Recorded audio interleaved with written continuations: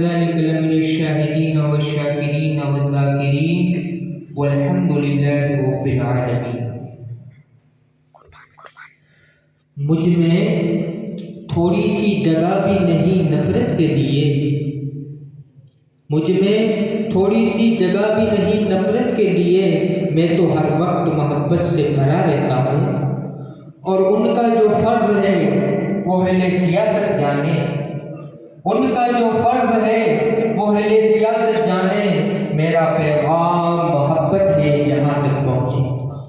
اور مذہب نہیں سکھاتا آپس میں بیر رکھنا، مذہب نہیں سکھاتا آپس میں بیر رکھنا، ہندی ہے ہم، وطن ہے ہندوستان ہمارا۔ حضرات گرامی، آج میری تقریر کا عنوان ہے یکساں سول کوڈ اور ہندی مسلمان۔ اس موضوع پر روشنی ڈالنے سے قبل آئیے ہم اور آپ مل کر حضور تاجدار مدینہ صلی اللہ تعالیٰ علیہ وسلم کی بارگاہ عالیہ میں جھوم جھوم کر درود پاک کا نذرانہ عقیدت پیش کرے اور پڑھے بآواز بلند اللهم صل على سيدنا سيدنا نبينا مولانا محمد وبارك اللهم محمد صلی اللہ علیہ وسلم احبار محمد صلی اللہ علیہ وسلم۔ قربان گئے قربان۔ حضرات، یکساں سول کوڈ دراصل وہ قوانین ہیں جو کسی مخصوص خطۂ زمین کے باشندوں کی سماجی اور آئینی زندگی کے لیے بنائے گئے ہوں۔ ان قوانین کے تحت ہر فرد کی ذاتی اور خاندانی زندگی کے معاملات آتے ہیں۔ ان قوانین کے نفاذ میں کسی شخص کے مذہب، اس کی تہذیب و تمدن کا اور رسم و رواج کا خیال نہیں کیا جاتا ہے۔ سبھی مذاہب کے ماننے والوں کے لیے ایک ہی قانون ہوتا ہے۔ ہندوستان میں یونیفارم سول کوڈ کا صاف مطلب یہ ہے کہ اس ملک میں مسلمانوں کو اپنی مذہبی ہدایات کے خلاف نکاح و طلاق جیسے معاملات انجام دینے ہوں گے، اور وصیت و وراثت کے معاملے میں بھی انہیں مذہبی قانون کے بجائے دوسرے قوانین پر عمل کرنا ہوگا۔ اسی طرح دوسرے مذہب اور رسم و رواج کے پابند لوگوں کو بھی اپنا مذہب چھوڑنا ہوگا، اپنے رواج کو مٹانا ہوگا۔ اس طرح یونیفارم سول کوڈ صاف طور پر، واضح طور پر مسلم پرسنل لا سے مختلف ایک قانون ہے، اور گویا مسلم پرسنل لا جس کی بنیاد قرآن و سنت ہے، اور یونیفارم سول کوڈ کو یکجا نہیں کیا جا سکتا، دونوں ایک دوسرے سے متصادم نظر آتے ہیں۔ مسلمان یونیفارم سول کوڈ کے مخالف ہیں، ہندوؤں کا مذہبی طبقہ بھی اس سے اتفاق نہیں رکھتا۔ مسلمانوں کے اختلاف کی بنیادی وجہ یہ ہے کہ اس کے نفاذ کے بعد آئینی و شخصی زندگی میں قرآن و سنت کی ہدایات سے دستبردار ہونا پڑے گا، اور فرد کی شخصی زندگی سے حلال و حرام کا وجود ختم ہو جائے گا۔ مسلمان کبھی اس کے لیے تیار نہیں کہ وہ ان قوانین کے ذریعے اپنے آئینی و شخصی معاملات و مسائل کا حل نکالے جن کا ہر قدم پر مذہب سے ٹکراؤ ہوتا ہے۔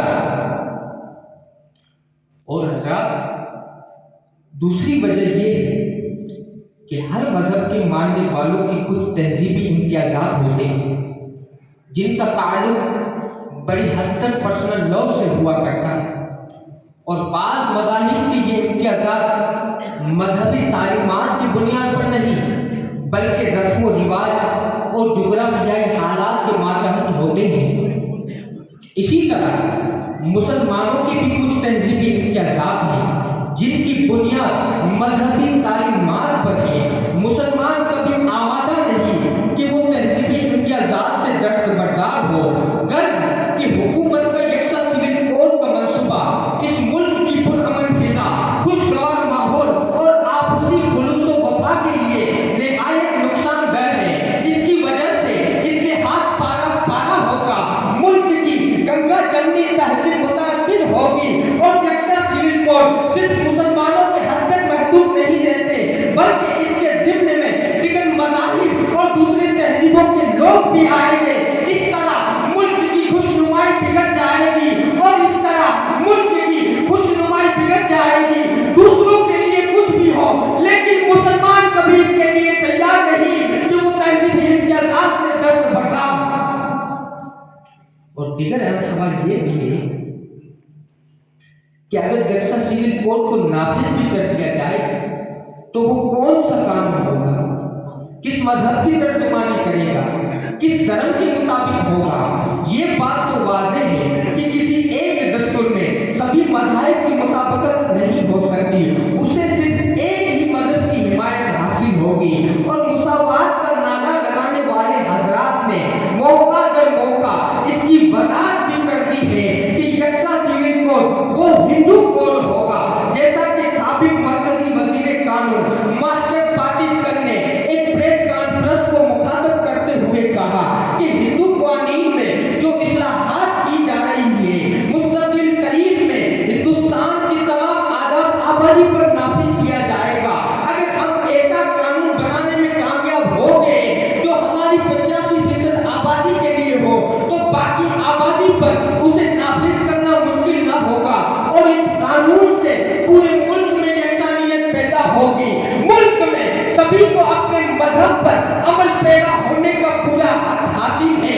اگر کامن سول کوڈ پر عمل درآمد ہوتا ہے تو لوگوں کے جو بنیادی حقوق ہیں وہ اس سے محروم ہو جائیں گے۔